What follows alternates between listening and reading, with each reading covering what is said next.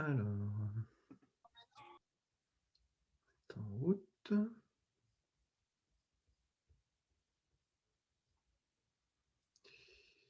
Je vais mettre ça.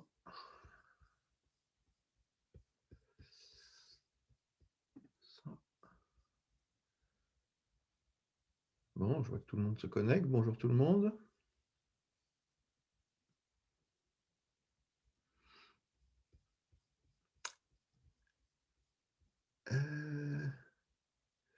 Je vais partager mon écran. Bonjour, bonjour. Alors, est-ce que c'est ça?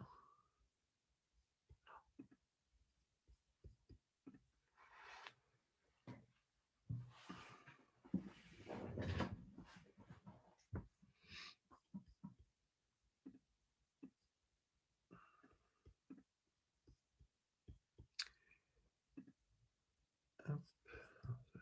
Hop.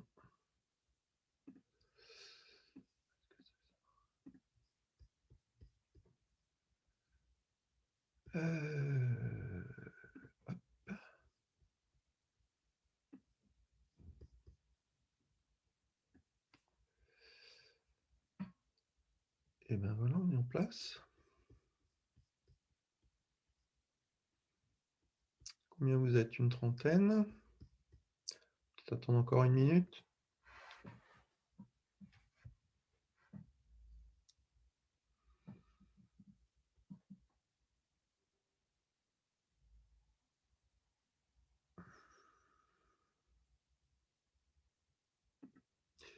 Peut-être mettre ça en plein écran.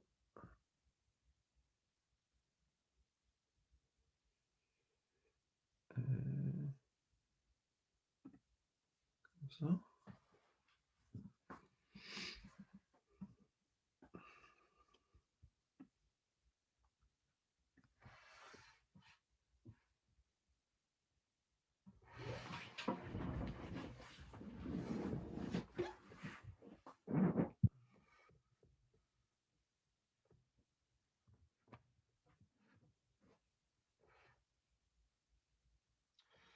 Bon, bah, du coup, je pense qu'on va pouvoir commencer. Donc, bonjour. Donc, comme vous avez pu le voir, comme je l'avais un petit peu pressenti, j'ai dû décaler les 2 derniers cours. Donc, du coup, on se retrouve aujourd'hui pour donc cet avant-dernier cours sur l'optique, où on va traiter justement les systèmes optiques. Alors, pour rappel, donc ce qu'on avait vu lors des 2 cours précédents, c'était tout d'abord une petite introduction sur ce que c'était que ce domaine de l'optique géométrique et dans quelles conditions on pouvait ou pas l'appliquer. On avait vu donc que ça s'appliquait notamment à des objets qui étaient grands devant la longueur d'onde du rayonnement optique, et que dans ce cadre-là, donc, on pouvait dériver un certain nombre de lois quand ce rayonnement interagissait avec différents matériaux, et notamment donc, quand on passait d'un certain milieu à un milieu différent, avec une interface séparant ces 2 milieux. Donc c'est ce qu'on appelle un dioptre, je vous rappelle. Et donc finalement, on en était arrivé à établir donc 3 lois qu'on appelle les lois de Descartes. Une première loi qui nous dit que quand le faisceau arrive sur l'interface, il va créer 2 faisceaux finalement, un faisceau réfléchi et un faisceau qui va être transmis à travers l'interface, on dit réfracté, et ces 3 faisceaux sont dans un même plan. La deuxième loi, elle nous spécifie en fait, par rapport à un angle d'incidence donné par rapport à la normale à la surface entre ces 2 milieux, l'angle de réflexion du faisceau va être égal et opposé à l'angle d'incidence. Et puis enfin, la troisième loi, qui là parle du faisceau réfracté à travers l'interface, et donc ça relie en fait l'indice des milieux à l'angle d'incidence et l'angle de réfraction. Si on appelle I1 l'angle d'incidence, donc on aura la relation N1 sinus I1 est égal à N2, donc l'indice du milieu 2, fois I2, I2 étant l'angle de réfraction dans le deuxième milieu. Donc à la suite de ça, on avait vu un certain nombre d'applications de ces lois, notamment, alors peut-être je peux revenir rapidement sur les derniers transparents. Hop, ici, on avait vu donc que si l'indice du milieu 1, c'est-à-dire le milieu dans lequel Ah, arrive… je l'ai pas. Allô? Oui.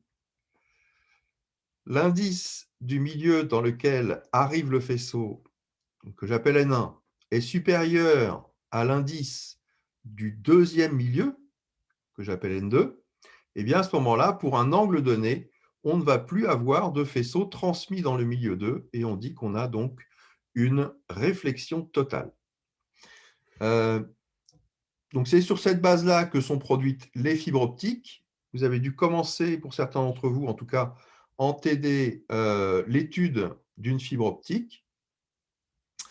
Et puis ensuite, donc, on avait vu un exemple d'application à un milieu formé à partir de, plutôt un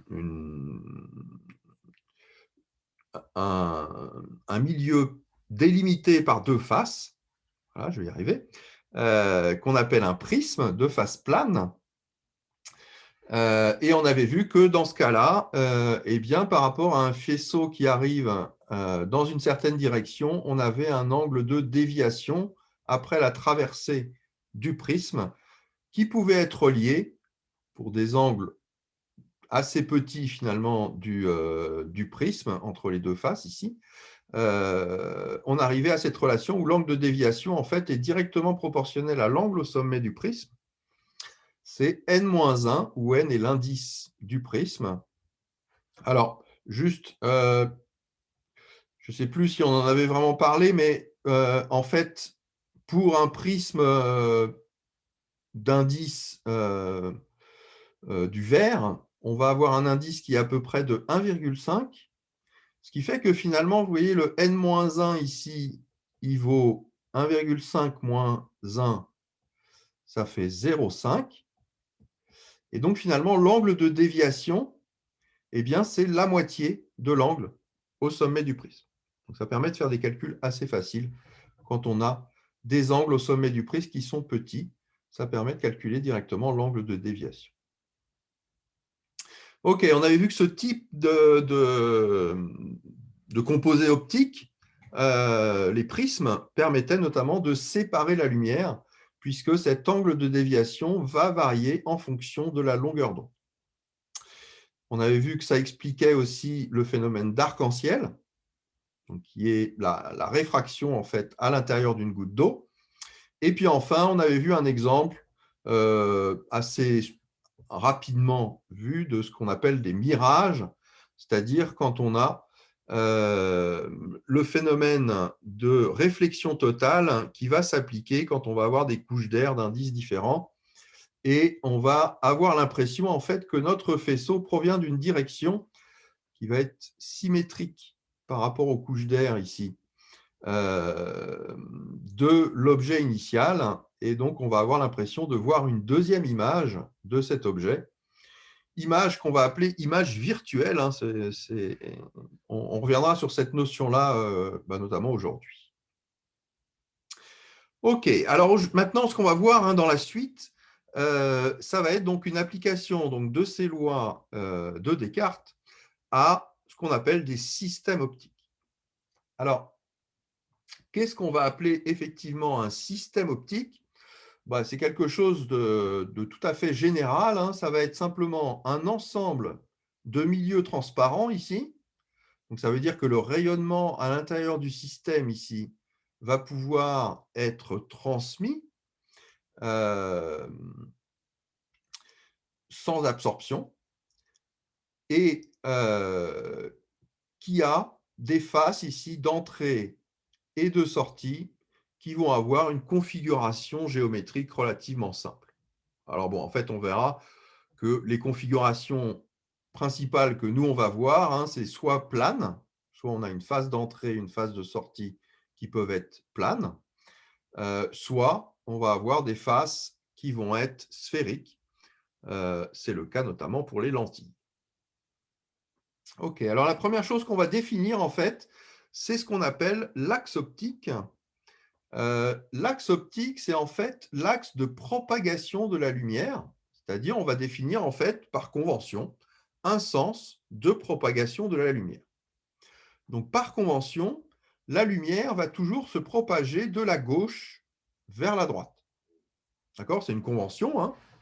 On aurait pu choisir l'inverse. On va dire que pour nous, c'est plus naturel, hein, comme on écrit, hein, de la gauche vers la droite, c'est plus naturel de voir un faisceau qui se propage de la gauche vers la droite.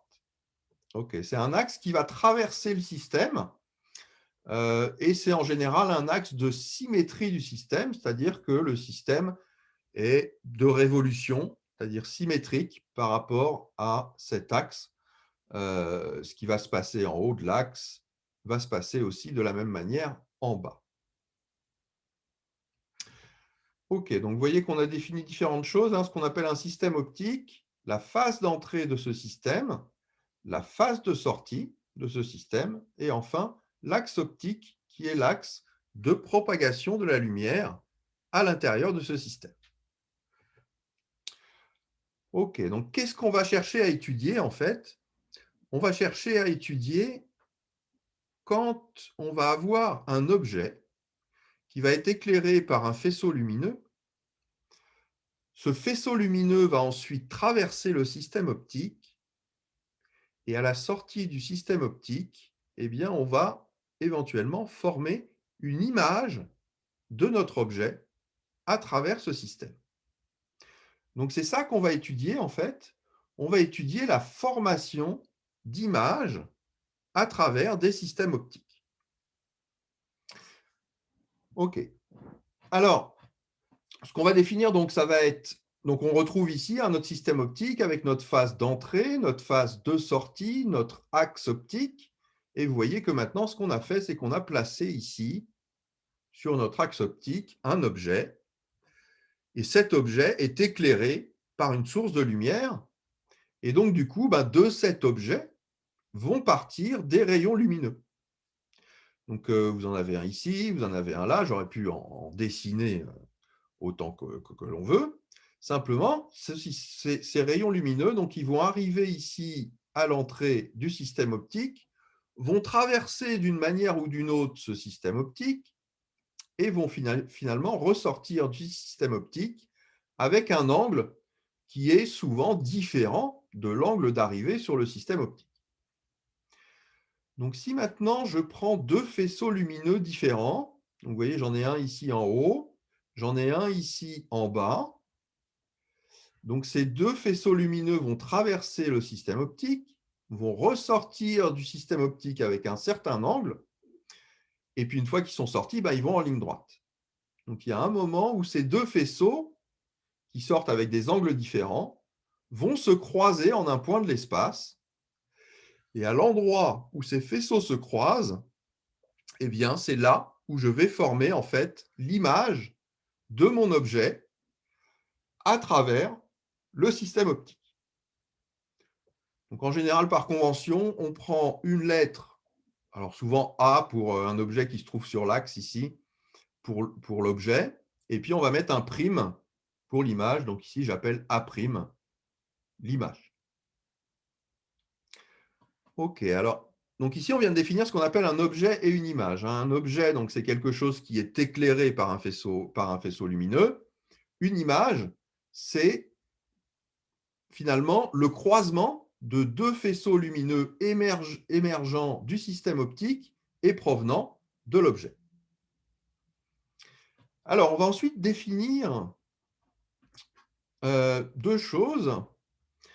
Vous voyez que quand on forme une image comme ça, cette image elle peut se former ici à droite, c'est-à-dire après la phase de sortie du système optique, mais on pourrait aussi imaginer qu'à l'intérieur du système optique ici, les déviations soient telles que cette image puisse se former ici éventuellement à gauche. Donc ici, j'aurai un A seconde, par exemple. Et donc, on pourrait imaginer que ce qui émerge ici, eh bien,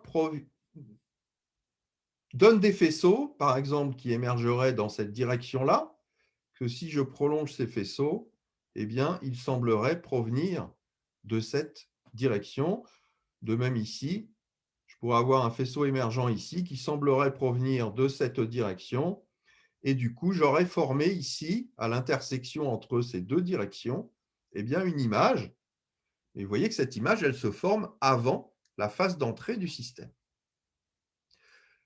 OK, donc ça veut dire qu'on va prendre une dénomination différente pour ces deux images ici.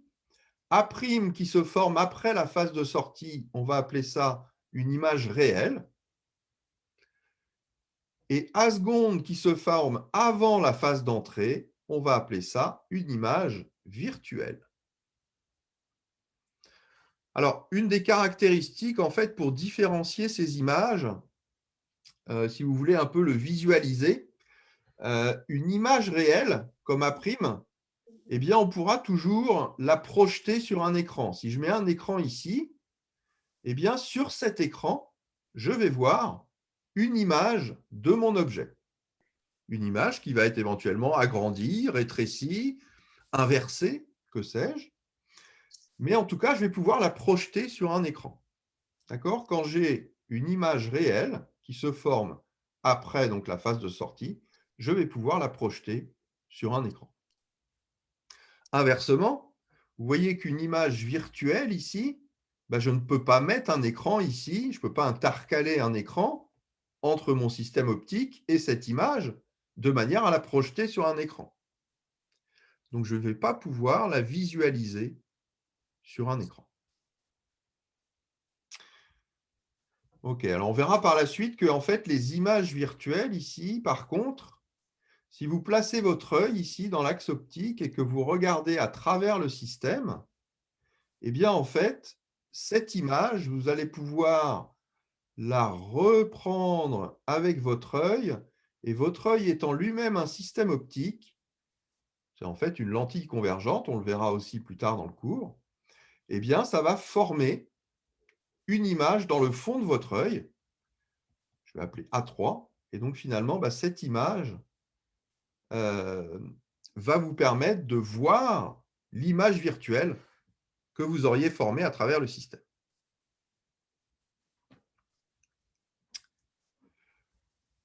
OK, donc maintenant qu'on a défini ces images réelles et virtuelles, en fait, on a le même type de définition pour les objets. Si on a un objet qui se trouve avant le système optique, à ce moment-là, on va parler d'objet réel. Mais si on a un objet, on pourrait imaginer qu'ici, on étudie un objet qui soit de ce côté-là. Allez, je l'appelle A0. Cet objet se situe après le système optique. Eh bien, cet objet sera nommé virtuel. Alors, là, c'est peut-être un peu plus clair, cette notion de réel et de virtuel. Un objet réel, ça va être un objet que vous allez pouvoir toucher. D'accord? Un objet que vous allez pouvoir éclairer avec un système, mais que vous pouvez toucher.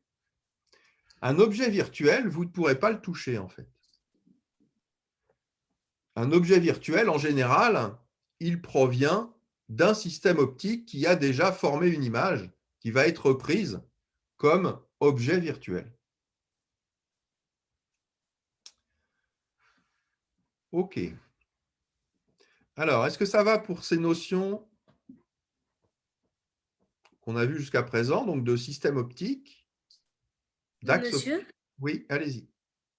pour ma part, j'ai pas très bien compris ce que c'était une image. Enfin, image virtuelle réelle, j'arrive à faire la différence, mais une image, j'ai pas très bien compris ce que c'était.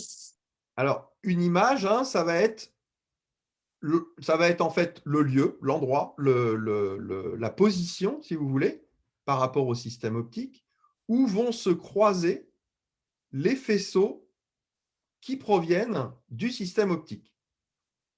et qui sont issus, bien sûr, de l'objet.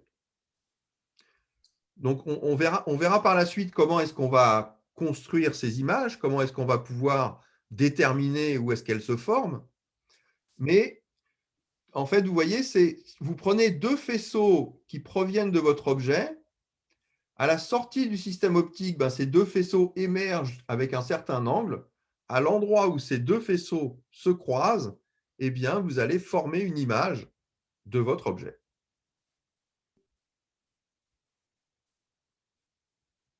D'accord, merci. Bon, après, une image, bon, on va voir des exemples. Mais une image, vous en avez dû en voir en TP notamment. Vous prenez un objet, vous l'éclairez avec une source lumineuse, vous mettez une lentille à la suite, et puis ensuite vous avez un écran. Sur cet écran, vous allez voir une image de votre objet initial. Par exemple, ce qu'on prend en général, c'est par exemple une lettre dessinée. Donc du coup, on va voir sur l'écran une image de cette lettre. Et donc cette image, elle peut être soit inversée, soit droite, soit agrandie, soit rétrécie.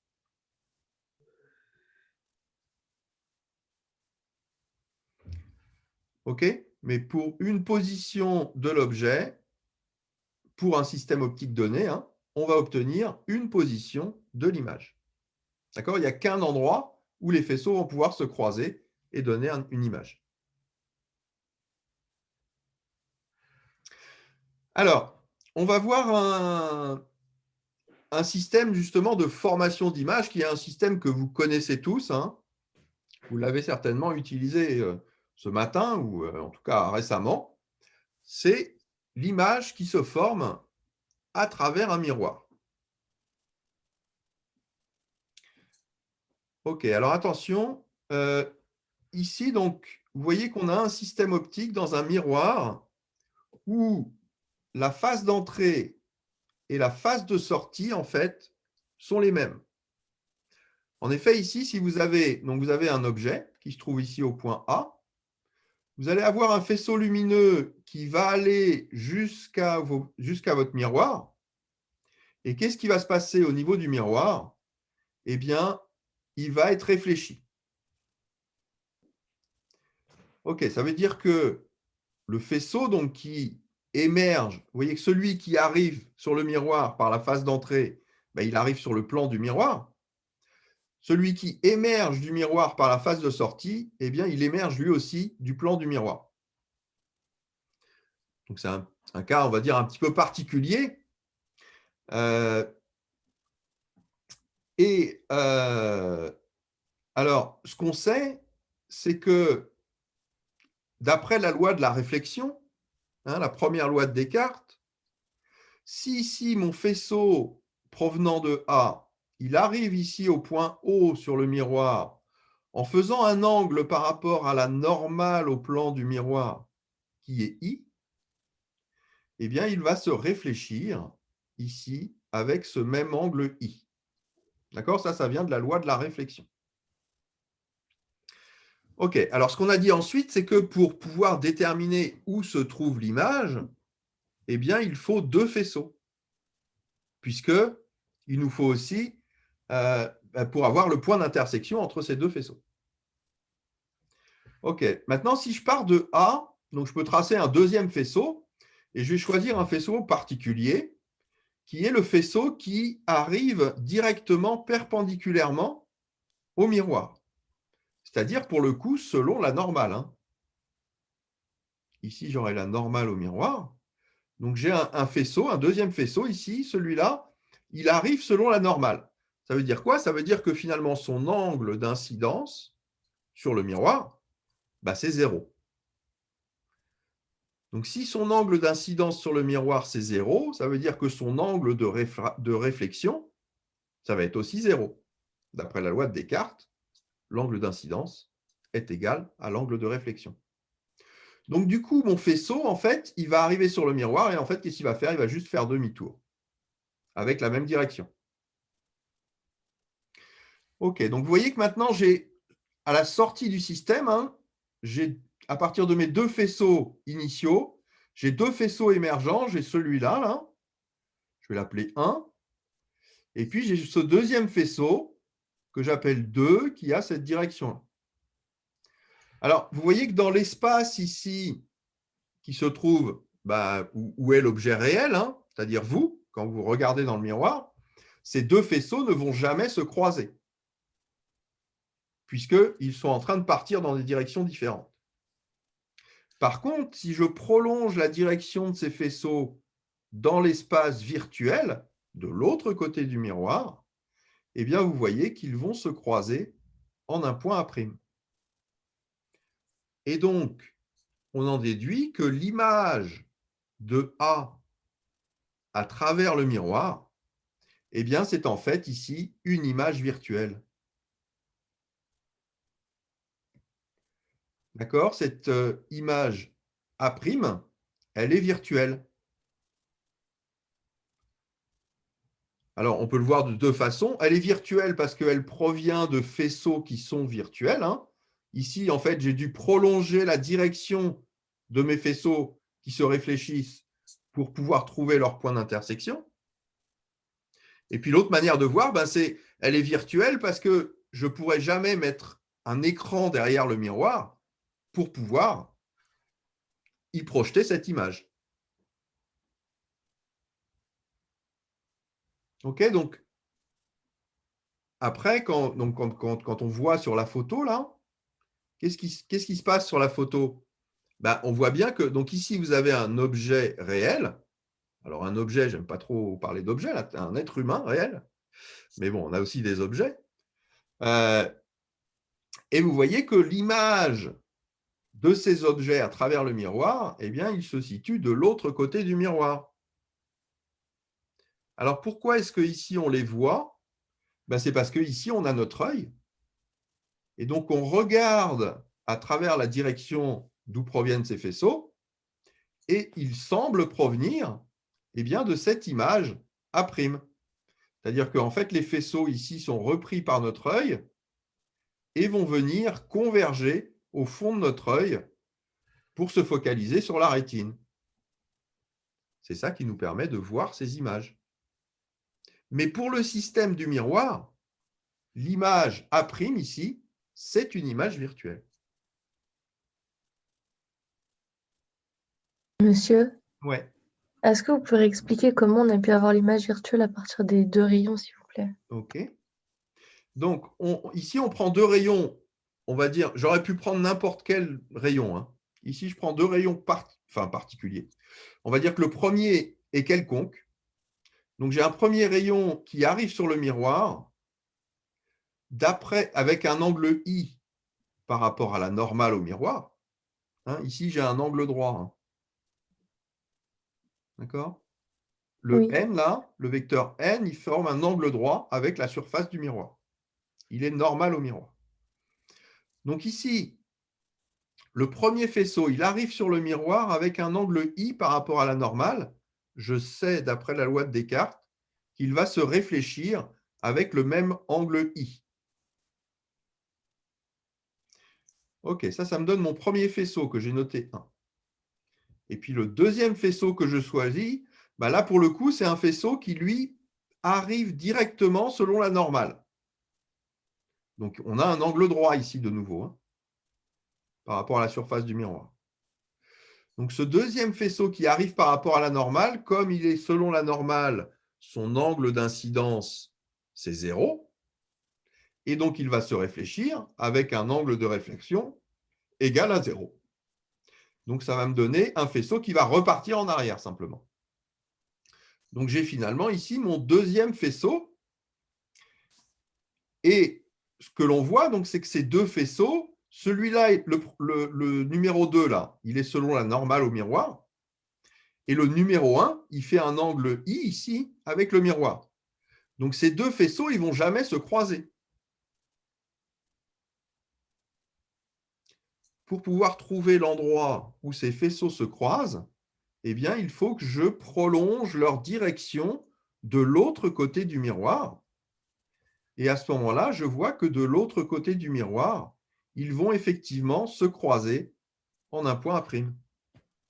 eh bien, c'est ce point A' qui est l'image de A dans le miroir. D'accord, merci. D'accord? Monsieur, excusez-moi. Oui, allez-y. Ce que je ne comprends pas, c'est est-ce qu'on est dans le cas d'une réflexion totale ou bien on ne tient pas en compte les… Non, non. Là, il n'y a pas de réflexion totale, hein, puisque là, c'est vraiment un miroir, donc il n'y a qu'une réflexion, en fait. Il n'y a pas de transmission. D'accord. D'accord? On utilise en fait la première loi de Descartes, enfin, ou la deuxième si vous voulez, mais d'accord? On utilise la loi de la réflexion quand on a un miroir. Il n'y a pas de faisceau réfracté. Il n'y a pas de réfraction, non. D'accord. Pour un miroir, il n'y a pas de réfraction. D'accord. D'accord? C'est ce qu'on appelle une surface parfaitement réfléchissante. En fait, c'est un métal, hein.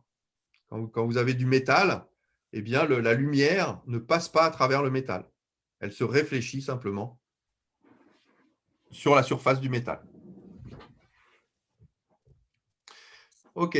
Alors, on peut voir enfin une autre chose, c'est que, en fait, ici, le point A', eh bien, en fait, c'est le symétrique de A par rapport au point O'. Hein, puisque ici, en fait, on a une réflexion normale, eh bien, on peut montrer que, en fait, ces deux distances-là, dans la loi de la réflexion, eh bien, elles sont égales. Donc, du coup, ça veut dire que si ici, maintenant, j'imagine que j'ai, alors, plus seulement un point A, mais on va dire un objet, que je note comme ça avec une flèche, AB, eh bien, mon objet AB, en fait, il aura exactement la même taille ici, dans son image. Parce que la distance, donc je la note A'B', hein, la distance de O' à A' et la distance du point ici, donc qui serait normale, il faudrait que je note O seconde, qui formerait l'image B', eh bien, ces distances-là sont égales, donc on aurait un objet qui aurait exactement la même taille. C'est ce que vous voyez quand vous vous regardez dans un miroir plan, vous avez la même taille, enfin plutôt votre image dans le miroir, à la même taille que vous-même. C'est ce qu'on voit sur l'image ici. Hein, cette dame qui se regarde dans le miroir, qui est en train de nettoyer le miroir et qui se regarde en même temps, eh bien, elle a la même taille. L'objet ici, donc, qui est ici, a la même taille que l'image qui se forme derrière. Donc ça va toujours être le cas pour les miroirs plans. Alors, ce n'est pas vrai pour tous les miroirs. Hein. Si vous avez un miroir qui est incurvé, qui est bombé ou au contraire qui est creusé, eh bien à ce moment-là, l'image ne sera pas forcément de la même taille que l'objet. Elle peut être plus grande, elle peut être plus petite. Et il peut même arriver que dans un miroir incurvé comme ça, eh bien l'image ne soit pas forcément virtuelle. On peut arriver avec un miroir incurvé à faire des images réelles. Donc des images qu'on peut projeter sur un écran.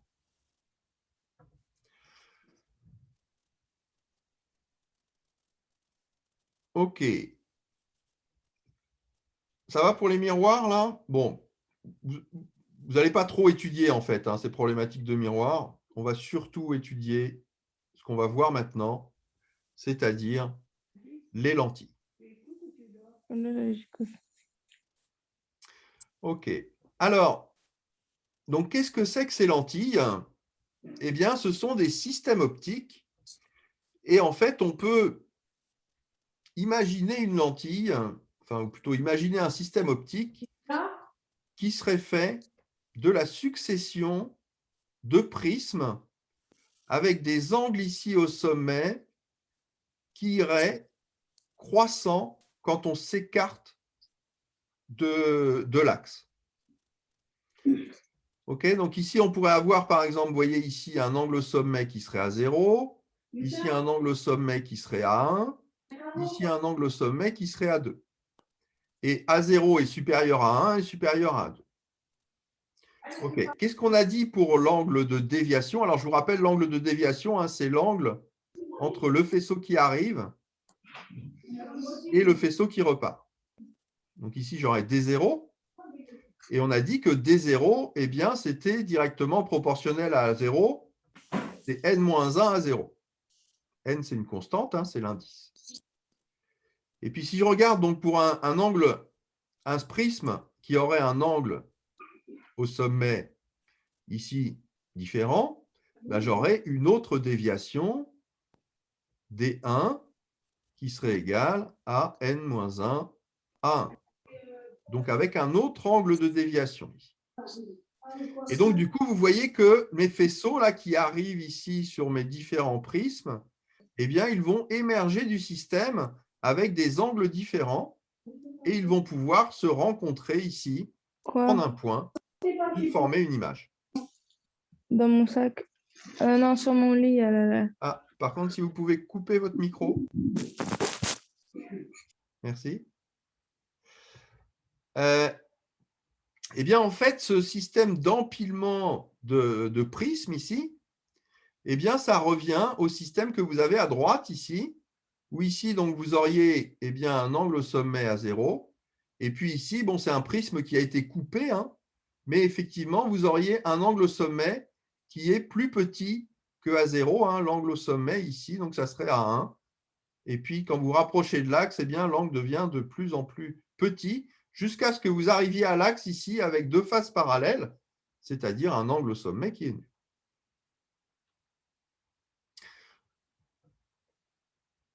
OK, ce système-là, eh bien, c'est ce qu'on va appeler une lentille. Donc, ça va permettre, à partir d'un objet, de former une image. OK, alors, pour définir cette lentille, eh bien, on va utiliser une notion qui est la notion de foyer de la lentille. Alors, qu'est-ce que c'est que ces foyers de lentilles? Eh bien, en fait, on va en avoir deux. Donc, on va avoir ce qu'on appelle le foyer objet et le foyer image. Alors, qu'est-ce qu'on appelle le foyer objet? Donc, ce foyer objet, eh bien, c'est un point qui se trouve sur l'axe optique, ici, que je vais noter F en général. Et les rayons lumineux qui sont issus de ce point-là, quand ils traversent le système optique, donc ils vont arriver ici sur le système optique, hein, tous les rayons lumineux, quand ils ressortent du système optique, eh bien, ils vont ressortir parallèles à l'axe. D'accord? Tous les rayons qui arrivent ici sur le système optique, si j'en prends un autre ici, eh bien, ils vont tous ressortir parallèles à l'axe s'ils proviennent du foyer de la lentille. OK, ça veut dire que ici, donc, j'ai un objet, si j'ai un objet au foyer, son image, où est-ce qu'elle va se former? Ben, son image, vous voyez, elle est renvoyée à l'infini. Puisque ces faisceaux-là, comme ils sont parallèles à l'axe, eh bien, on va dire qu'ils vont se rencontrer que quand ils seront à l'infini. OK, donc finalement, on va appeler foyer objet de notre système optique le point ici pour lequel l'image de ce point se trouve à l'infini. Ou autrement dit, quand on va tracer les faisceaux qui proviennent d'un objet qui se trouve au foyer, ou les faisceaux, on va dire plus généralement, les faisceaux qui passent par le foyer, eh bien, vont ressortir du système parallèle à l'axe. Donc, les faisceaux qui proviennent du foyer objet. OK? Alors, en fait, de manière symétrique, on peut définir ce qu'on appelle le foyer image. Donc, le foyer image, bah, c'est l'inverse en fait. C'est-à-dire, imaginez que vous ayez un objet qui se trouve à l'infini, donc à gauche ici. Les faisceaux qui proviennent de cet objet, ils vont provenir parallèles à l'axe optique. Ils vont arriver parallèles à l'axe optique. Ils vont ensuite traverser le système et ils vont ressortir du système en passant par le foyer image. Donc, n'importe quel faisceau ici qui va arriver parallèle à l'axe optique, eh bien, va ressortir du système en passant par le foyer image. Donc, on va définir le foyer image comme étant l'image d'un objet qui se trouve à l'infini.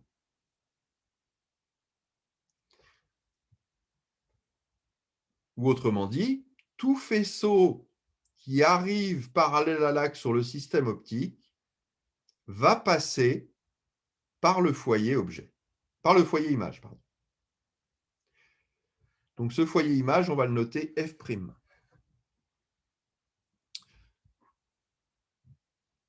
Ça va pour cette définition des foyers?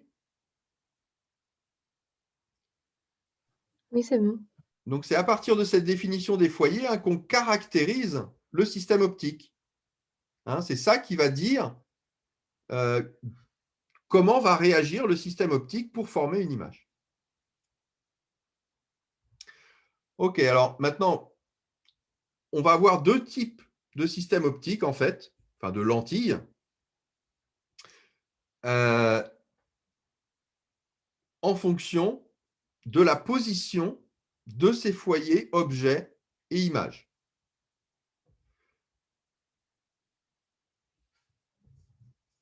Donc, on va avoir deux types possibles. On va avoir des lentilles qu'on va appeler convergentes et des lentilles qu'on va appeler divergentes. Donc, une lentille convergente, alors on la représente comme ça avec deux flèches tournées vers l'extérieur. Une lentille convergente, elle va avoir son foyer objet qui se trouve à gauche de la lentille, c'est-à-dire avant la lentille, et son foyer image qui se trouve à droite de la lentille. Okay, ça veut dire que ici, pour une lentille convergente, un faisceau qui arrive parallèle à l'axe sur une lentille convergente, eh bien, va converger vers le foyer image. Donc en fait, vous voyez que le faisceau, il va se rapprocher de l'axe optique. Ça, c'est ce qui va arriver si vous avez des lentilles qui ont les formes que je vous donne à gauche, là, c'est-à-dire avec des faces bombées. Quand vous avez une lentille avec des faces bombées comme ça, qu'on appelle convexe, eh bien à ce moment-là, le foyer objet se trouve à gauche et le foyer image se trouve à droite de la lentille. Le deuxième système possible, eh bien, c'est quand les foyers sont inversés. C'est ce qu'on appelle des lentilles divergentes. On les note ici avec des flèches, vous voyez, tournées vers l'axe. Donc cette fois-ci, pour la lentille divergente, le foyer image se trouve à gauche de la lentille et le foyer objet se trouve à droite. Autrement dit, imaginons que j'ai un faisceau qui arrive ici parallèle à l'axe. Ce faisceau, d'après la définition des foyers, eh bien, il doit passer par le foyer image. Mais le faisceau ici ne va pas se réfléchir. On s'intéresse ici qu'à la partie qui est transmise. Donc en fait, ce qu'il va faire, c'est qu'il va prendre cette direction de faisceau qui passerait par le foyer image et ressortir de la lentille dans cette direction. Donc c'est pour ça qu'on appelle ça une lentille divergente, parce que quand vous avez un faisceau qui arrive parallèle à l'axe, eh bien cette fois-ci, il va s'écarter de l'axe.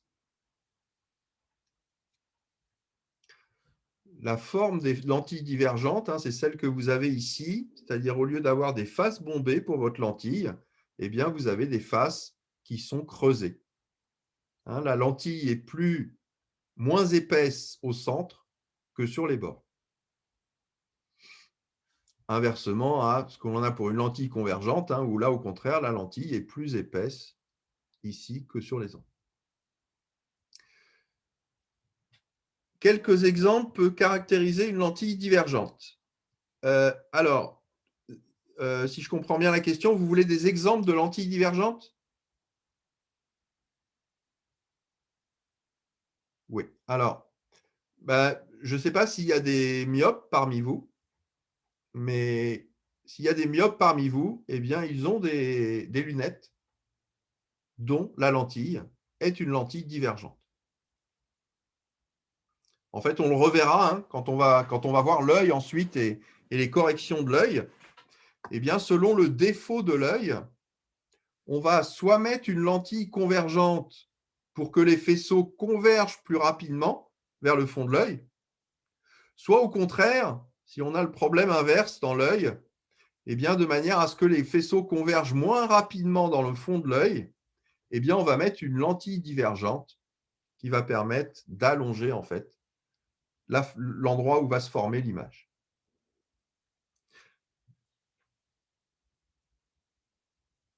Mais du coup, comment les rayons atteignent le foyer image? Eh bien, vous voyez que sur le dessin que j'ai fait, vous voyez qu'ici, j'ai fait des pointillés. Quand on fait des pointillés comme ça veut dire que eh bien, c'est un faisceau virtuel en fait.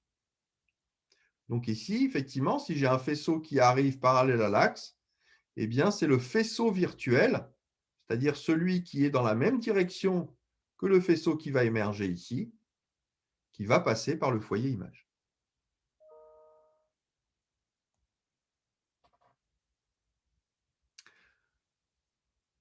Ok, alors je ne vais pas rentrer tout de suite dans les corrections de l'œil, hein, on en reparlera à la fin. Je ne voudrais pas trop me disperser non plus. On reparlera de quel type de lentille on peut utiliser pour quel type de correction de l'œil. Ok. Pourquoi les foyers sont inversés? Alors, ce n'est pas pourquoi les foyers sont inversés, c'est qu'en fait, on peut avoir deux possibilités pour les foyers. Hein, soit ils sont d'un côté de la lentille, soit ils sont de l'autre côté. Il n'y a pas d'autre possibilité. Donc, quand ils sont d'un côté, on va avoir une lentille convergente. Donc, pour une lentille convergente, c'est le foyer objet à gauche, le foyer image à droite. Et puis, quand ils sont inversés, c'est-à-dire quand on a le foyer image à gauche et le foyer objet à droite, eh bien, on appelle ça une lentille divergente. D'accord? Alors, après, si effectivement, pour calculer la position de ces foyers, en fait, on sait calculer ça à partir des relations de Descartes. En fait, ce qu'il faut bien que vous réalisiez, c'est que ici, en fait, quand vous avez une lentille comme ça, ce que vous avez, c'est deux interfaces. Votre faisceau lumineux, en fait, il arrive sur la première interface, ici, donc par rapport à la normale. Il va donc être dévié avant d'arriver sur la deuxième interface et être de nouveau dévié.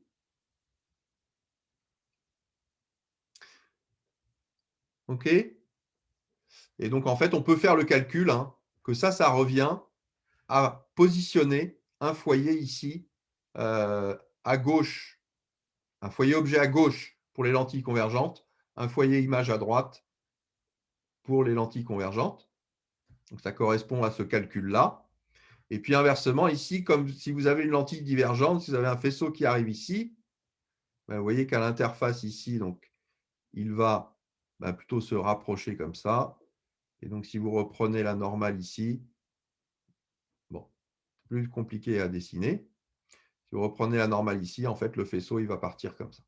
Alors, on peut faire ce calcul-là, mais en fait, la manière de voir ça plus simplement, pas avoir à refaire le calcul à chaque fois de ce qui se passe à chaque interface, eh bien, c'est de dire que le foyer image ici, du coup, se trouve à gauche et le foyer objet se trouve à droite.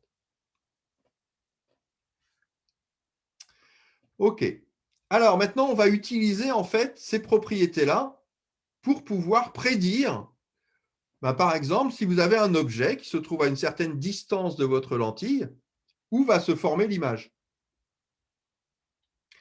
OK, pour ça, on va utiliser ce qu'on appelle la méthode de construction d'image à partir de rayons particuliers. OK, donc en fait, on a 3 rayons particuliers qu'on peut utiliser pour cette construction d'image.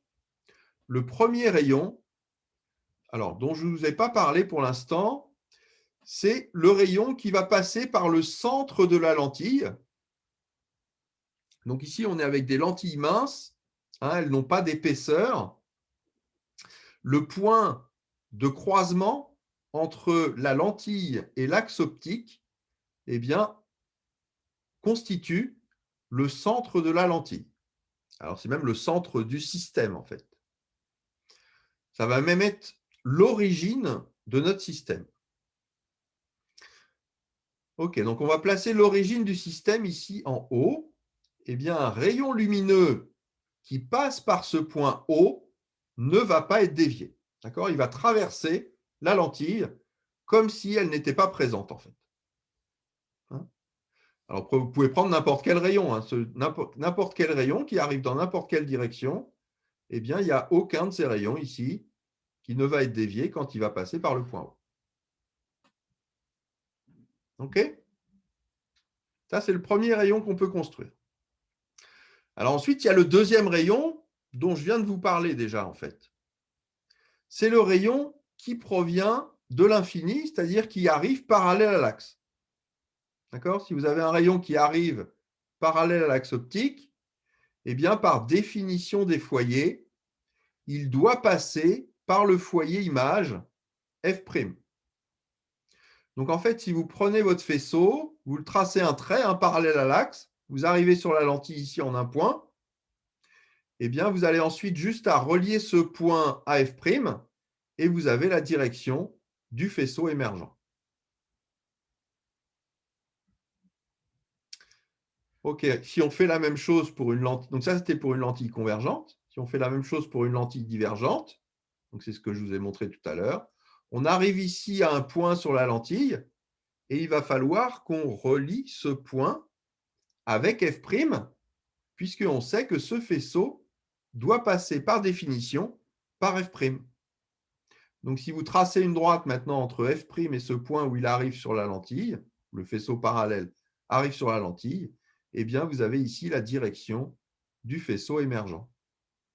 Et vous pouvez prolonger ici en pointillé le faisceau virtuel d'où provient ce faisceau émergent. OK, le troisième faisceau qu'on peut tracer, eh bien, c'est le faisceau qui, lui, passe par le foyer objet. Donc, vous avez ici un faisceau qui passe par le foyer objet, quelle que soit sa direction. Hein.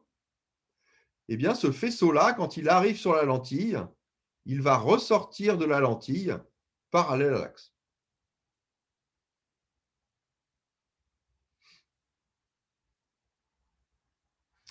Alors, je peux faire la même chose pour une lentille virtuelle. Ça, c'était pour une lentille, ça, c'était pour une lentille convergente. Je peux faire la même chose pour une lentille divergente ici.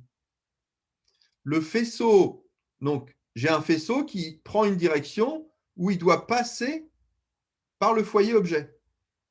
Donc, je prends cette direction. Donc, je vais tracer un trait, en fait, entre ce faisceau et le foyer objet. J'arrive sur la lentille en un certain point. Eh bien, ce faisceau-là, je sais qu'il doit ressortir parallèle à l'axe. Alors, je peux prolonger aussi la direction de ce faisceau. Hein, je pourrais la prolonger de manière virtuelle. C'est comme s'il provenait de cette direction-là, le faisceau qui émerge parallèle à l'axe.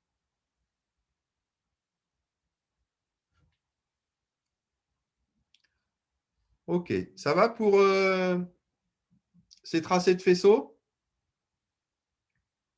Oui, c'est bon. Donc, du coup, vous voyez que si on connaît en fait la lentille et la position des foyers, eh bien, pour un objet donné, on va pouvoir tracer les faisceaux particuliers et du coup déterminer le point d'intersection de ces faisceaux, sachant que c'est en ce point d'intersection que va se former l'image. Donc, pour le coup, c'est ça que je vais vous montrer ensuite. Donc, c'est pour cette construction d'image, voilà comment on fait justement ces 3 faisceaux lumineux qui vont permettre de construire une image à partir d'un objet. Donc ici, on a un objet, alors que je prends une certaine dimension, hein, c'est un objet AB, qui a une certaine dimension. Donc on le note comme ça en général, avec une flèche. Le point A, c'est le point sur l'axe. Le point B, c'est un point écarté de l'axe.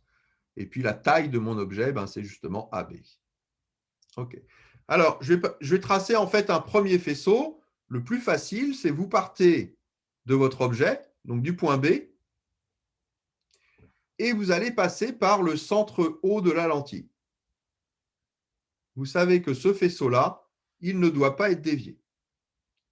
Donc, vous allez tracer une droite, en fait, qui passe par B et qui passe par O. Ça vous donne votre premier faisceau. Ensuite, on peut tracer le deuxième faisceau. Donc, le deuxième faisceau, on a dit, c'est le faisceau qui arrive parallèle à l'axe. Donc, je vais prendre le faisceau qui passe par B et qui arrive parallèle à l'axe. Donc, ça me donne ce faisceau-là. Il arrive ici sur la lentille en un point. Eh bien, je sais que quand il va réémerger de la lentille, il doit passer par le foyer image. Donc, il doit passer par F'. Donc, j'ai juste à tracer entre la droite, qui va relier le point d'arrivée sur la lentille, et F' pour avoir ici ce faisceau émergent. Et ce faisceau émergent, eh bien, il coupe le premier faisceau ici en un point B', point B' qui est finalement l'image de B à travers la lentille. Donc là, ça y est, j'ai terminé. J'ai tracé l'image de B à travers ma lentille. Je sais qu'il va être en B', en ce point-là. Donc après, je peux tracer le point A' aussi. Hein, c'est le point en fait, qui a la même distance que B', mais sur l'axe. Et donc ici, j'ai mon objet A'B', image de AB à travers ma lentille. Alors en fait, si je voulais, je pourrais même tracer un troisième faisceau. Donc ce troisième faisceau, je vous rappelle qu'on peut tracer, c'est celui qui passe par B et qui passe par le foyer objet ici. Je sais que donc, si je tire une droite ici entre B et F, je vais arriver à un certain endroit ici sur ma lentille. Et je sais que comme j'ai un faisceau qui passe par le foyer objet, eh bien, il doit ressortir parallèle à l'axe. Donc, je vais avoir sa direction ici. Et ce troisième faisceau, eh bien, il coupe les deux premiers en un même point, en ce point B'.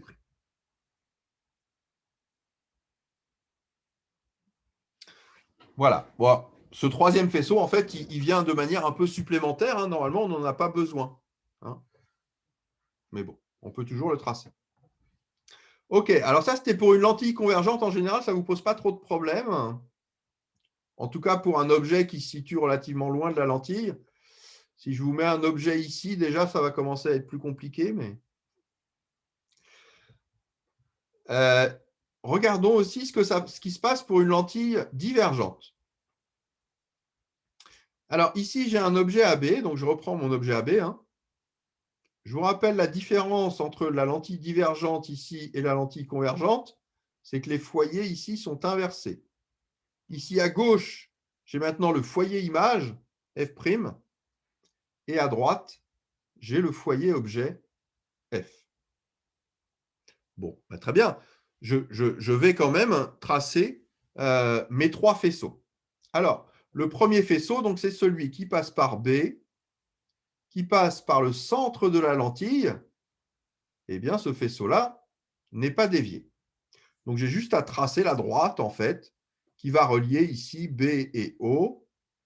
Et j'ai mon premier faisceau qui passe à travers mon système. OK, maintenant, je peux tracer le deuxième faisceau. Le deuxième faisceau, donc c'est celui qui passe par B et qui est parallèle à l'axe. Donc, je tire un trait parallèle à l'axe qui passe par B et je vais arriver ici en un point sur ma lentille. À partir de ce point-là, comme c'est un faisceau qui arrive parallèle à l'axe, il doit passer par le foyer image, F', qui est là. Donc, je vais devoir relier ces deux points-là par un trait. Mais comme je vous l'expliquais tout à l'heure, ici, le faisceau, il ne fait pas demi-tour, hein. Donc, il va prendre effectivement cette direction entre F' et le point sur la lentille et va réémerger comme ça. OK. Où se trouve le point d'intersection de mes deux faisceaux là? Ben, il se trouve ici. Donc, vous voyez que c'est un point d'intersection entre un faisceau, donc qui est un faisceau réel, qui est celui qui passe par le centre, et un faisceau virtuel, qui est celui qui émerge de la lentille en divergent, comme ça, dont la direction se prolonge pour atteindre F'. Et donc, comme ici, j'ai un faisceau virtuel, eh bien, l'image que je vais former, elle est elle aussi virtuelle. Autre manière de dire, hein, cette image, donc, elle se situe avant la lentille, donc c'est une image virtuelle. Je ne pourrais pas la projeter sur un écran. OK, donc je construis comme ça mon image A'B'. Alors enfin, il y a le dernier faisceau. Le dernier faisceau, comment je le construis? Ben, c'est celui donc, qui passe par B, hein, c'est toujours, tous les faisceaux passent par B. Et il doit passer par le foyer objet ici. Donc je vais tracer une droite entre ce faisceau, ce point B et le point F'. Je réponds à votre question après. Je voudrais juste finir mon tracé. Donc, si je trace ça, j'arrive sur la lentille en un point ici. D'accord? Ça, c'est la direction de mon faisceau qui se dirige vers F. J'arrive sur la lentille en un point. Et je sais que ce faisceau, donc, qui passe par le foyer objet, il doit ressortir de mon système parallèle à l'axe. Donc, à partir de ce point sur la lentille, eh bien, je vais tracer ici un faisceau parallèle à l'axe. Et vous voyez que ces deux faisceaux ici, ils ne se croisent pas. Pour trouver le point d'intersection, eh bien, il faut que je prolonge ce faisceau parallèle dans l'espace virtuel ici pour trouver le point d'intersection B', eh bien, qui va rencontrer mes deux autres faisceaux en même temps.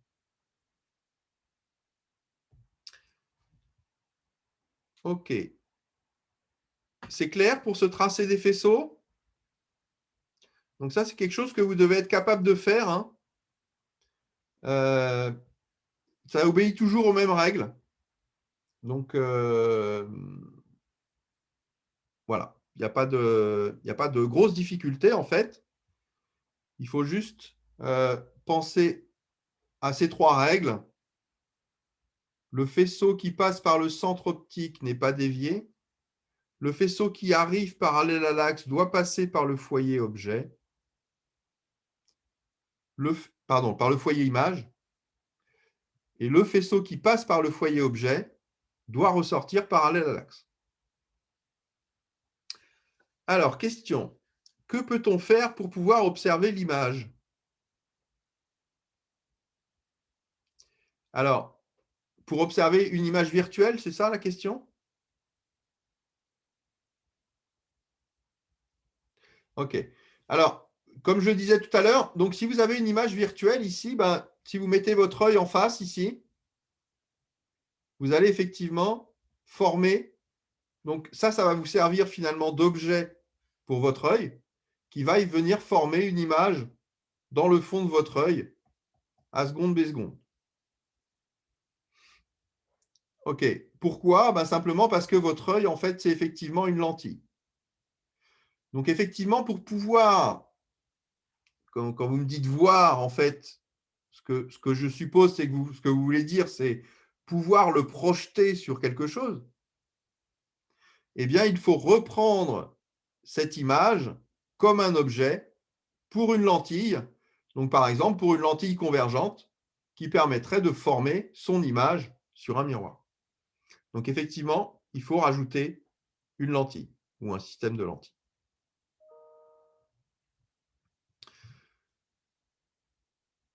OK. OK, ça va pour ce tracé des faisceaux? OK. Alors, ça, c'est très pratique, hein, et je vous conseille vraiment, dès que vous avez un problème d'optique, en fait, de tracer ces faisceaux, même de manière un peu approximative.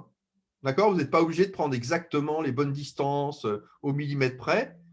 Tracez-le approximativement et déjà, ça vous donne un bon ordre d'idée de où va se former votre image.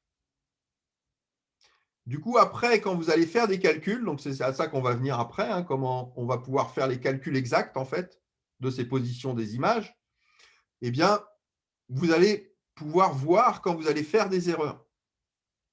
Si par exemple, vous trouvez que l'objet il doit se trouver ici en A' après la lentille et que vous trouvez que la distance entre O et A' est négative, ben, si la distance est négative, ça veut dire que votre image, elle se formerait avant la lentille et donc il y a quelque chose qui ne va pas, quoi.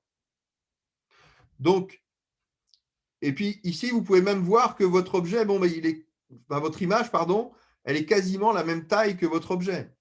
Donc, est-ce que c'est bien ça que vous trouvez par le calcul? Vous voyez, je pense qu'il faut voir ces tracés de faisceaux comme un outil de vérification ou de première approximation, on va dire, des calculs que vous pouvez faire ensuite qui vont être, eux, précis, mais qui peuvent être entachés d'erreurs si vous faites notamment des erreurs de signes.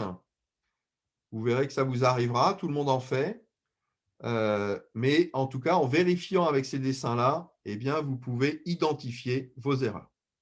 Hein, donc, je vous conseille de toujours faire ces dessins avant de vous lancer dans les calculs. C'est des dessins qui peuvent être faits très rapidement, hein, de manière approximative. OK, alors voyons voir maintenant comment effectivement on va pouvoir calculer plus exactement ces positions relatives de lentilles, d'objets et d'images.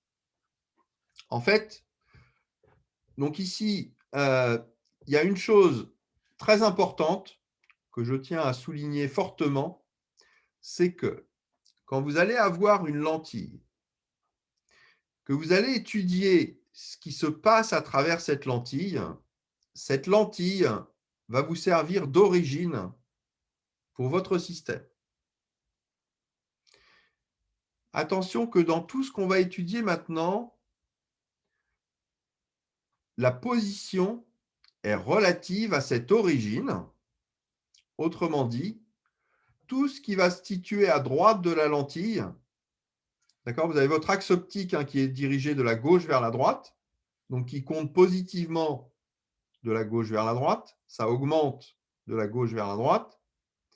Si votre 0 se trouve ici au centre de la lentille, quand vous êtes à droite de la lentille, ici, vous avez des quantités positives. Quand vous êtes à gauche de la lentille, si vous allez vers la gauche ici, vous allez vers des choses décroissantes, vous allez trouver des choses négatives. Attention que dans tout ce qu'on va voir par la suite, si l'on regarde une distance qui est située, pour un point qui est situé à gauche de la lentille, eh bien, ce qu'on va prendre, c'est la valeur algébrique, c'est-à-dire qu'on va avoir des distances négatives. Si vous prenez un point qui est situé à droite, vous allez avoir des distances positives. OK, on peut le voir tout de suite pour cette lentille. J'ai positionné les foyers ici. J'ai une lentille convergente.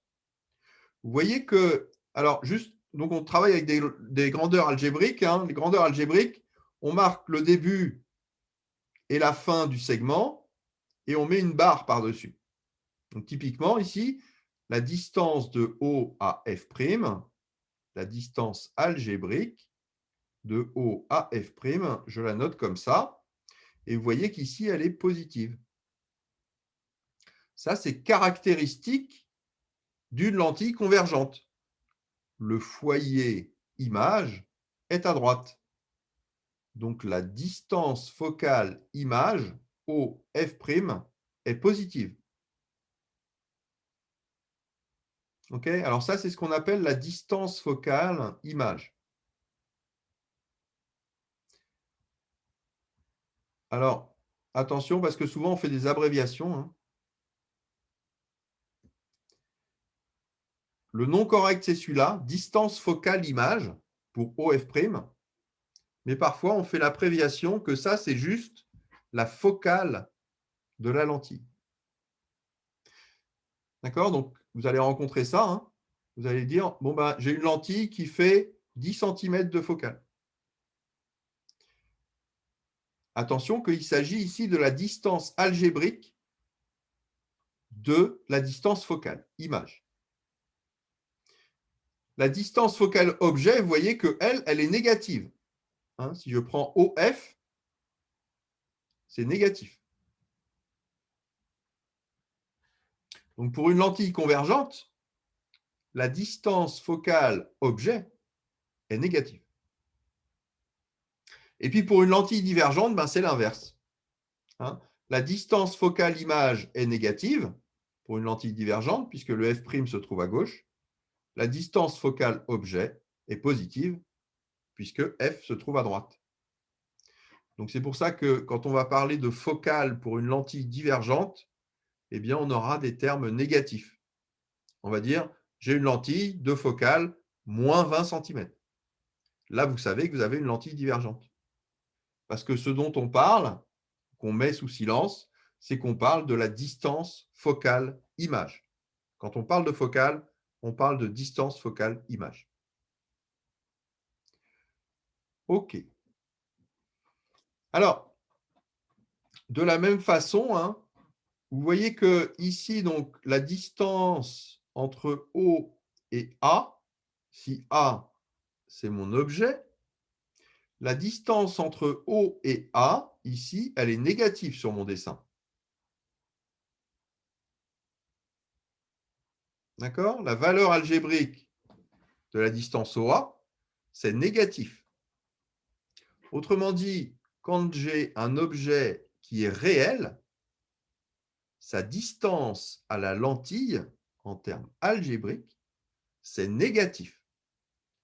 Attention, parce que ça, c'est le plus gros problème que l'on peut rencontrer. C'est que souvent, on va vous dire, bon, ben, l'objet se situe à 10 cm de la lentille, et systématiquement, vous allez m'écrire OA égale 10 cm. Non. OA égale moins 10 cm. Attention, parce que après, si vous utilisez ces plus 10 cm au lieu des moins 10 cm qu'il devrait y avoir, eh bien, votre résultat va être systématiquement faux. Donc, c'est vraiment très, très important. Hein, c'est la majeure source d'erreur dans ce type de problème. Donc, j'insiste là-dessus. Quand vous allez avoir des objets qui sont des objets réels, la distance entre l'objet et la lentille est comptée négativement. OK? OK. Alors maintenant, on va voir comment on peut établir des relations entre différentes quantités qui vont nous intéresser ici. Alors, quelles sont les quantités qui nous intéressent? Bon, ben, on a la quantité qui est liée à la lentille, c'est-à-dire sa distance focale, objet ou image, comme on veut. On donne l'une et on a l'autre, hein, puisque la distance focale, en fait, OF', donc la distance focale image, c'est égal à moins OF. Hein, F et F' sont symétriques par rapport à O. Donc OF' est égal à moins OF. Donc si on vous donne la distance focale image dans un problème, eh bien, vous connaissez automatiquement la distance focale objet. C'est juste moins la distance focale image.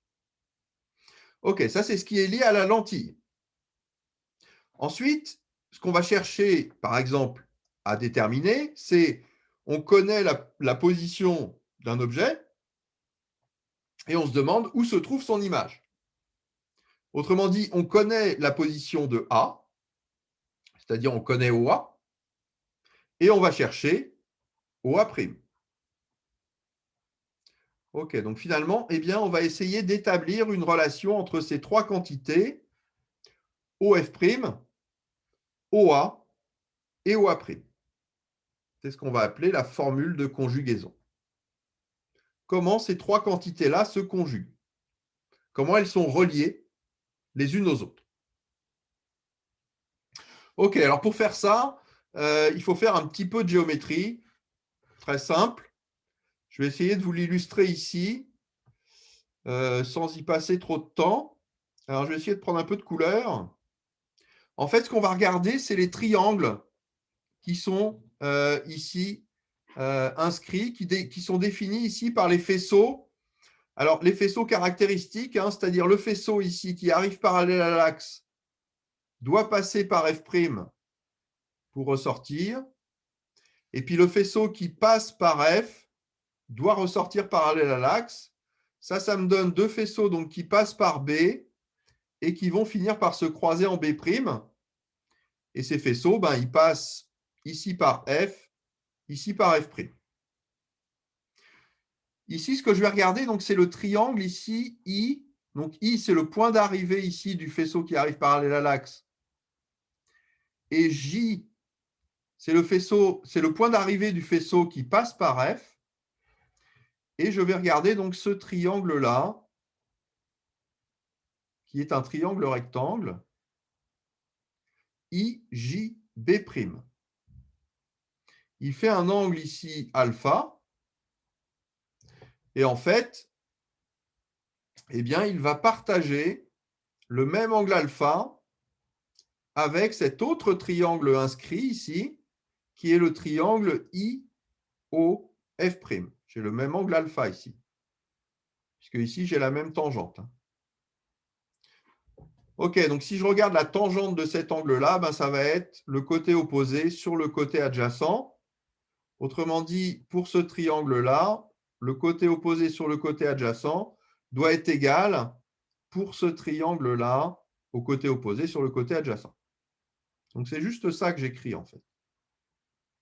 Donc, si j'écris ça maintenant en termes de valeur algébrique, ça veut dire que j'ai IJ sur JB', d'accord, le côté opposé sur le côté adjacent, qui est égal à IO sur OF', le côté opposé sur le côté adjacent.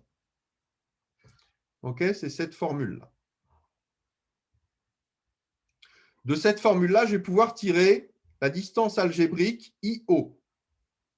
C'est simplement OF' fois IJ sur JB'. D'accord? C'est juste une inversion ici. Je vais passer le OF' de l'autre côté. Et puis ensuite, je vais pouvoir écrire la même chose, mais cette fois-ci pour les triangles qui sont de l'autre côté. Donc, je vais maintenant considérer le triangle IJB' et le triangle ici JOF. Donc, de la même manière que ici, hein, l'angle alpha ici, c'est le même que l'angle alpha ici. Hein, j'ai la même tangente ici. Donc, pareil, je vais avoir le côté opposé sur le côté adjacent qui va être égal dans les deux triangles, qui vont être égaux, enfin le rapport des deux qui vont être égaux dans les deux triangles. Donc, j'écris ça de nouveau. Donc là, j'écris JI sur IB, c'est égal à JO sur OF. D'accord? JI sur IB, c'est égal à JO sur OF. OK, à ce moment-là, je peux sortir ici JO. Donc, JO, je multiplie simplement par OF, hein, en haut et en bas. Donc, ça va me donner OF fois JI sur IB. Et en fait, plutôt que de l'écrire JO, je vais plutôt l'écrire OJ. Donc, j'inverse. Ici, O et J. Ça veut dire que dans une des quantités algébriques, ici, il faut que j'inverse aussi. Et comme ici, j'ai IJ, eh bien, je vais inverser I et J ici. Et donc, je vais obtenir encore quelque chose qui est proportionnel à IJ. Donc, je vais avoir OJ qui est égal à OF fois IJ sur IB. OK. Et finalement, eh bien, je vais réécrire cette quantité IJ. Je vais la réécrire de manière à faire apparaître IO et OJ. IJ, c'est simplement IO plus OJ. Donc, si c'est IO plus OJ, je peux remplacer par les expressions qui sont ici. IO, c'est OF' IJ sur JB'. plus OJ, c'est OF, IJ sur IB. OF, IJ sur IB. Et donc, ce que je vois, c'est que je fais apparaître ici IJ ici, IJ là. Je vais pouvoir le mettre en facteur. Donc, je mets IJ en facteur. Facteur de quoi? Facteur de OF' sur JB'. OF' sur JB'. Et ici, plus OF sur IB. Plus OF sur IB. Et là, qu'est-ce que je vois? Eh bien, que j'ai IJ de ce côté-là de l'équation qui va se simplifier avec le IJ de ce côté-là. Autrement dit, cette quantité-là, là, OF' sur JB' plus OF sur IB est égal à 1. OK. Alors maintenant, qu'est-ce que c'est que ce JB'? Peut-être changer de couleur, là. Je vais repasser en rouge. OK. JB', c'est cette longueur-là. OK. JB', c'est cette longueur. Eh bien, vous voyez que c'est la même que OA'. Ben oui, puisque B', en fait, c'est à la verticale de A' et que O, c'est à la verticale de J. Donc, en fait, JB', c'est OA'. Et puis, de la même façon, ici, IB, ici, eh bien, c'est la même chose que OA, là, puisque B, c'est à la verticale de A et que I, c'est à la verticale de O. Donc, IB, c'est OA. Donc, je vais pouvoir remplacer ça dans la formule. Et puis, d'autre part, ici, OF', c'est égal à moins OF. Ce qu'on avait écrit ici. OF', c'est égal à moins OF. Donc, je vais remplacer OF par moins OF'. Donc, finalement, j'obtiens cette relation OF' sur OA' moins OF' sur OA égale à 1. Et si je fais passer le OF' de l'autre côté, eh bien, j'obtiens cette relation 1 sur OA' moins 1 sur OA égale 1 sur OF'. C'est ça qu'on appelle la formule de conjugaison. Si vous connaissez, par exemple, la focale de votre lentille, autrement dit la distance focale image OF', que vous connaissez la distance entre l'objet et la lentille, c'est-à-dire que vous connaissez OA, eh bien, vous voyez que vous allez pouvoir déterminer OA'. Alors après, ça peut être différent. Ça peut être, OK, on veut obtenir à partir d'un objet qui se trouve en A une image en A', quelle est la focale de la lentille? D'accord? Ici, vous avez 3 paramètres qui sont reliés par cette relation de conjugaison. Et si vous connaissez 2 des paramètres, vous pouvez déterminer le 3e. Il faut savoir refaire la démonstration. Alors non, on ne vous demandera pas de refaire la démonstration. Simplement, je voulais juste vous montrer que voilà, ça sort pas, cette relation de conjugaison, elle ne sort pas d'un chapeau. C'est juste une relation géométrique, en fait, entre les différents angles sur les faisceaux caractéristiques de ce système de lentilles. OK? Alors, j'attire de nouveau votre attention sur le fait que ici, ce qui apparaît dans cette relation de conjugaison, ce sont des quantités algébriques avec un signe. Si vous trouvez OA' positif, ça veut dire que A' se trouve à droite de votre lentille. Si vous trouvez OA' négatif, ça veut dire que A' se trouve à gauche. Autrement dit, si OA' est positif, vous avez une image qui est réelle. Si OA' est négatif, vous avez une image qui est virtuelle. OK, donc moi, j'aime bien conserver cette notation-là. 1 sur OA' moins 1 sur OA égale 1 sur OF'. Parce qu'au moins, on voit bien, justement, ces quantités algébriques apparaître. Et on risque moins de se tromper, je trouve. Néanmoins, souvent, on fait les abréviations suivantes en utilisant ces notations-là. F', ça va être OF', donc en valeur algébrique toujours. Hein. F, ça va être OF en valeur algébrique. P, c'est égal à OA en valeur algébrique. Et P', c'est égal à OA' en valeur algébrique. Et donc, du coup, vous allez trouver des expressions du type 1 sur P' moins 1 sur P égale 1 sur F'. Attention que dans ce type d'expression sont cachées des valeurs algébriques.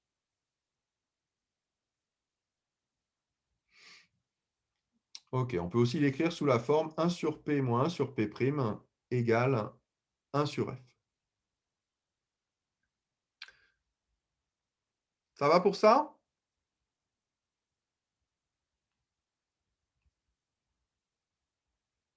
Ok.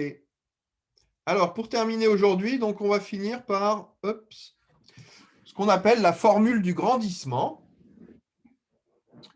Donc, cette formule du grandissement, hein, ça va vous donner quoi? Donc là, ce qu'on a regardé avec la formule de conjugaison, hein, ça concerne les distances à laquelle se trouve l'image ou l'objet, ou quelle est la distance focale.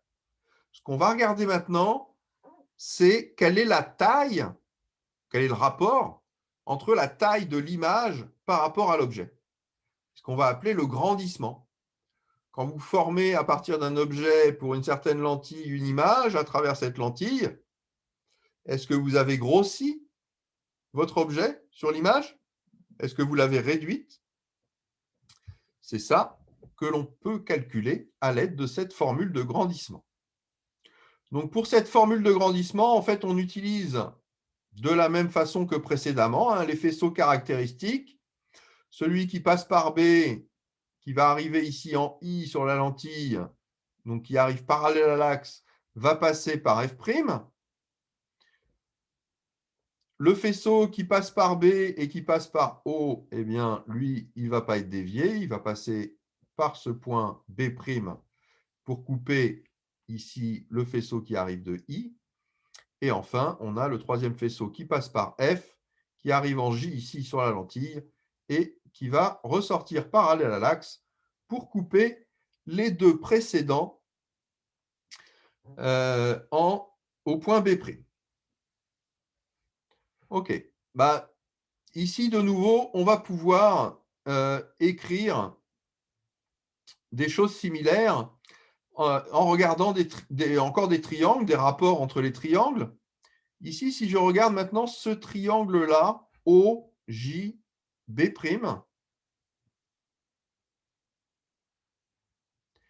et ce triangle-là, OIB, oups, bon. OK, ces triangles-là, hein, finalement, ils font le même angle ici avec l'axe. Ça veut dire qu'ils ont en fait le même angle ici. Autrement dit, le rapport ici de leur côté opposé sur le côté adjacent doit être les mêmes. Donc, il suffit d'écrire ça. OJ sur JB', d'accord? OJ sur JB' doit être égal à OI sur IB. Bon, ben ça veut dire que donc, OI sur JB' est égal à OI sur IB.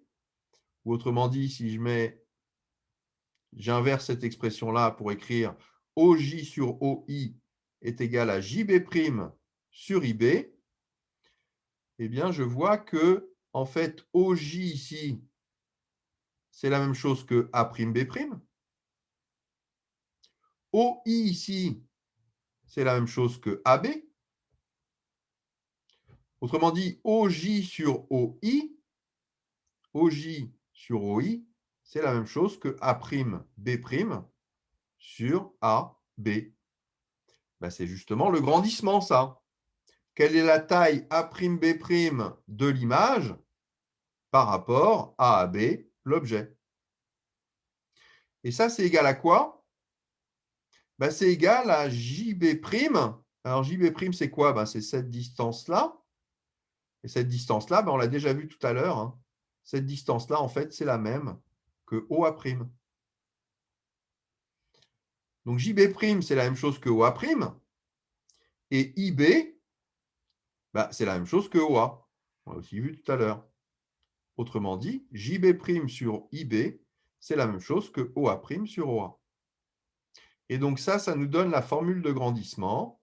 Le grandissement, donc, qui est la taille de l'image sur la taille de l'objet, c'est aussi égal à la distance entre la lentille et l'image sur la distance entre la lentille et l'objet. Alors, selon la position de A et A', eh bien, ce grandissement, il va être positif ou négatif.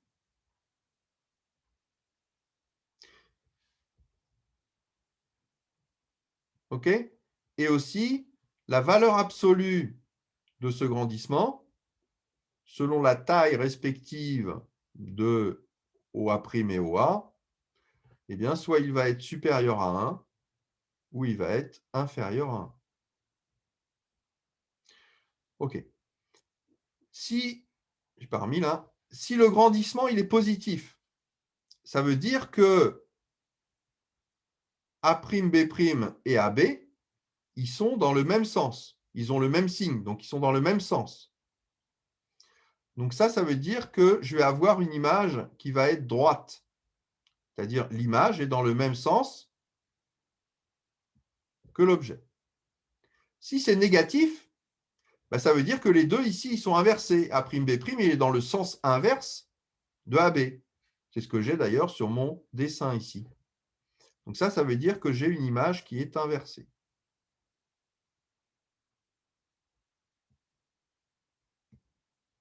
OK. Et puis ensuite, si mon gamma, la valeur absolue de mon gamma, je ne tiens plus compte du signe, si la valeur absolue de mon grandissement est supérieure à 1, bah, ça veut dire que A', B' va être supérieur à AB. Donc, j'ai un objet qui est agrandi.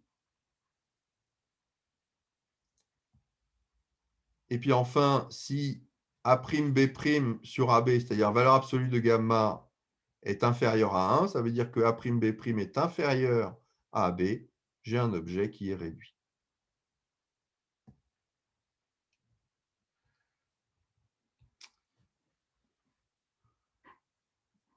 OK. Ben voilà. Ça va en terminer pour aujourd'hui.